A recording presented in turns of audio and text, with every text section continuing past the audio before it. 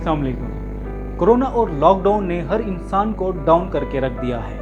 ہر جگہ ایک خوف کی سی کیفیت طاری ہے۔ کسی کو اپنی نوکری چلے جانے کا خوف تو کسی کو اپنی کمپنی ڈوب جانے کا خوف، کسی کو اپنے گھر میں فاقوں سے مر جانے کا خوف تو کسی کو وائرس کے باعث موت کے منہ میں چلے جانے کا خوف۔ امریکہ میں جب 9/11 کا اٹیک ہوا تو ٹوئنز ٹاور میں پھنسے ہوئے لوگ یا پھر ہائی جیک پلین میں پھنسے ہوئے لوگوں کا یہ خیال تھا کہ شاید یہ ان کی زندگی کے آخری لمحات ہیں۔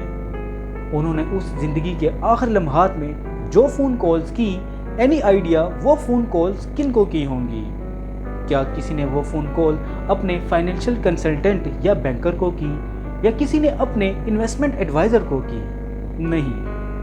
جب ریکارڈنگ سنی گئی تو پتہ چلا انہوں نے جو فون کالز کی تھی وہ تھی اپنوں کو۔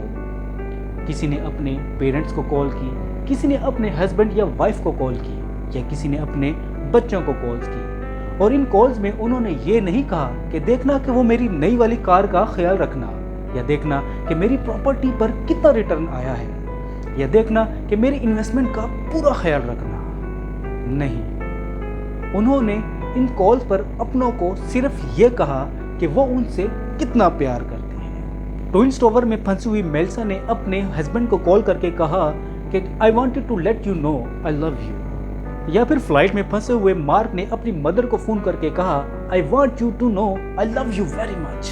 یا پھر ایئر ہوسٹس سی مائلز جس نے اپنی لائف کی آخری کالز اپنے ہسبینڈ کو کی اور کہا کہ میں اس وقت جس جہاز پر موجود ہوں وہ ہائی جیک ہو چکا ہے، اور میں تمہیں یہ بتانا چاہتی ہوں کہ میں تم سے بے پناہ محبت کرتی ہوں، اور میں اپنے بچوں سے بھی بے پناہ محبت کرتی ہوں۔ جب موت سامنے تھی تو سب نے یہی ریئلائز کیا کہ ان کی زندگی کا سب سے قیمتی اثاثہ ان کے ریلیشنز تھے۔